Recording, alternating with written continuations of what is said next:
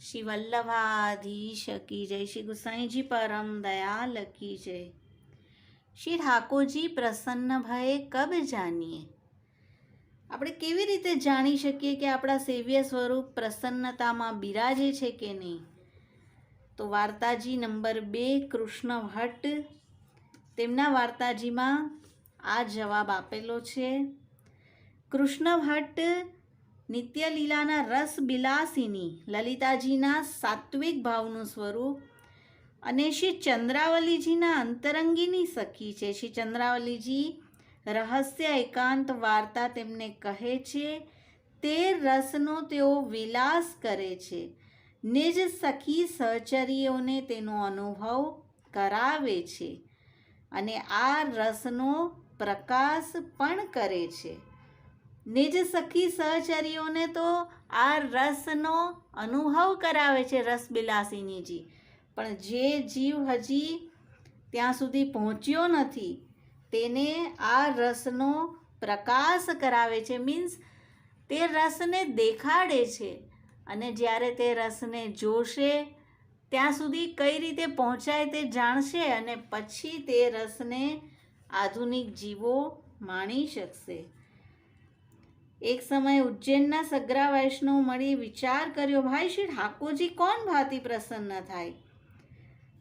એક વૈષ્ણવે કહ્યું, આપણે બડા ભગવદીય પાસે જઈએ. ત્યાં ગયા, પ્રશ્ન પૂછ્યો. તેમણે કહ્યું કે હું તો જાણું છું કે રીત અનુસાર શુદ્ધ ભાવથી શ્રી ઠાકોરજીની સેવા કરે, સમય સમયના ભોગ સામગ્રી શ્રી આચાર્યજી મહાપ્રભુ શ્રી ગુસાઈજીની આજ્ઞા પ્રણાલિકા પ્રમાણ સેવા કરે. શ્રી ઠાકોરજી શ્રી વલ્લભ વિઠ્ઠલની કાનીથી માને તો તેની સેવા માની ગણાય.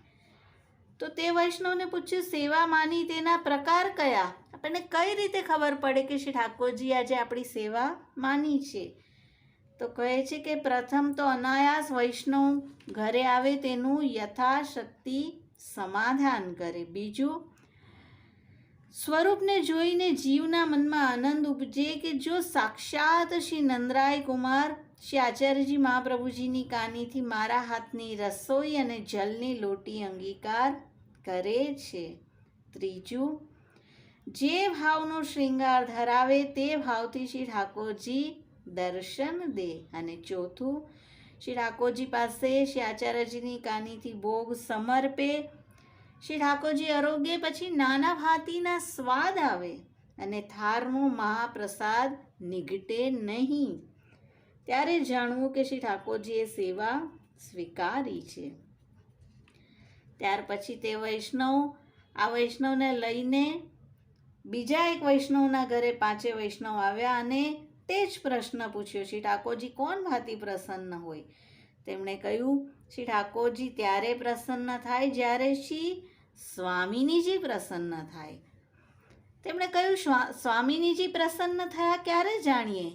કહે છે કે શ્રી સ્વામિનીજી ત્યારે પ્રસન્ન થયેલા જાણીએ જ્યારે જીવનો દ્રઢ વિશ્વાસ અને અનન્યતા આટલી જગ્યાએ એક સરખી આવે. શ્રી આચાર્યજી, શ્રી ગુસાઈજી, શ્રીનાથજી, શ્રી સ્વામિનીજી અને વૈષ્ણવમાં 100 ભાવ જો જીવને થાય તો માનવું કે શ્રી સ્વામિનીજી પ્રસન્ન છે અને તો શ્રી ઠાકોરજી પ્રસન્ન છે. આપણે 4 સ્વરૂપોમાં તો 100 ભાવ કરીએ છીએ, પણ વૈષ્ણવમાં આપણને સમાનતા આવી જાય છે.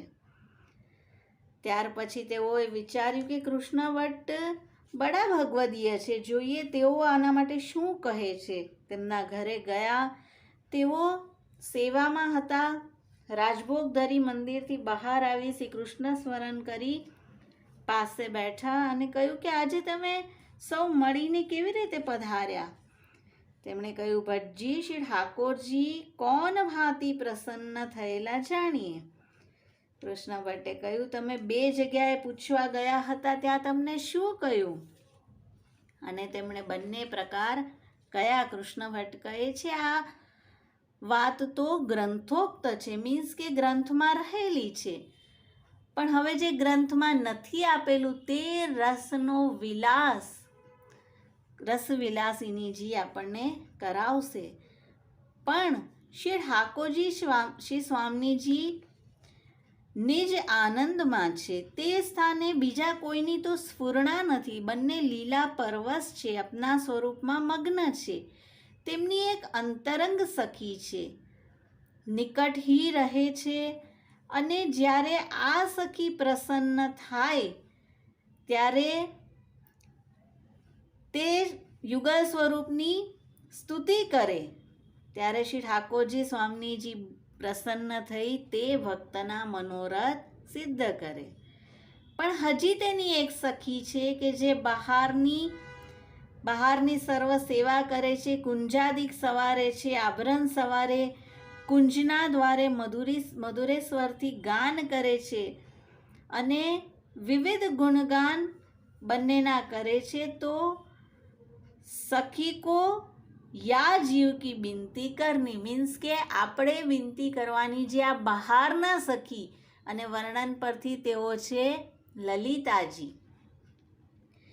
ત્યારે બહારની સખી નિજ સ્વામીની સખી એટલે કે ચંદ્રાવલીજીને સમય પાઈને બિનતી કરશે, ત્યારે નિકટના સખી એટલે કે ચંદ્રાવલીજી મનમાં ભાવ ધરી જે સમય શ્રી ઠાકોરજી શ્રી સ્વામીજી પ્રસન્ન હોય, ઉત્સાહમાં બિરાજ્યા હોય, ત્યારે આ ભક્તની વાત સુધી કરી પ્રભુ આગળ બિનતી કરે અને ત્યારે શ્રી ઠાકોરજી તે ભક્ત પર પ્રસન્ન થાય. આપ લલિતાજીનું જ પ્રાગટ્ય છે અને શ્રી ચંદ્રાવલીજીના અંતરંગીની સખી છે રસબિલાસિનીજી. માટે આ બંને ભાવને વૈષ્ણવ માટે આ પ્રગટ કરી રહ્યા છે. અને અત્યારના સમયે તો જે ભગવદીય શ્રી ઠાકોરજીનો અનુભવ જાણે છે તેની પાસે આ જીવ દીનતા કરે. અને આપણે તો શ્રી આચાર્યજી શ્રી ગુસાઈજીના સેવક પ્રસન્ન થાય ત્યારે શ્રી આચાર્યજી શ્રી ગુસાઈજી પ્રસન્ન થાય. તો આખો શ્રી ઠાકોરજી કઈ રીતે પ્રસન્ન થાય તેની આખો વે આપણને બતાવ્યો રસબિલાસિનીજીએ.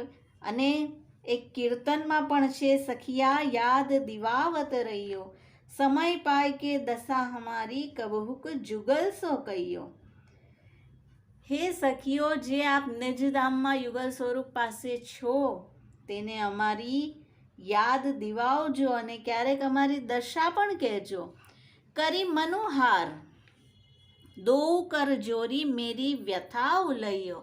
આપ કહેજો કે હે પ્રભુ, હે શ્રી પ્યારીજુ, આપનો એક જીવ ભૂતલ પર રહેલો છે, જે વ્યથા છે તે કહેજો. અને જો કછું ક્રોધ કરે તા ઉપર બિનતી કરી સહ્યો. જો યુગલ સ્વરૂપ નારાજ થઈ જાય, ક્રોધ કરે, તો આપ તે સહી લેજો, પણ બિનતી કરતા રહેજો. કેલી કાજ અરુકોપ સમેતજી સુખ મેં રૂખ લઈયો. જ્યારે યુગલ સ્વરૂપ લીલા કરી રહ્યા હોય અથવા માનમાં બિરાજ્યા હોય તે સમયે બિનતી નહીં કરતા, પણ સુખમાં બિરાજ્યા હોય ત્યારે અમારી બિનતી કરજો. કહીયો કબહુક ધાય કે બાહ હરિદાસ કી ગઈયો. કહેજો કે હવે આપનો આ નિજ સેવક છે, ભૂતલ પર છે, અને પ્રભુજી હવે ફરીથી તેને તેના મૂળ સ્થાનની આપ પ્રાપ્તિ કરાવો. તો આ રીતે રસબિલાસિનીજીએ આખું એક માનો માર્ગ બતાવ્યો કે હજી જે જીવો પર શ્રી ઠાકોરજી પ્રસન્ન નથી થયા તેની પછી ઠાકોરજી કોણ ભાતી પ્રસન્ન ભયે જાનીએ. શ્રી વલ્લભાધીશ કી જય, શ્રી સાईंजी परम दयाल की जय, 84 252 वैष्णव की जय.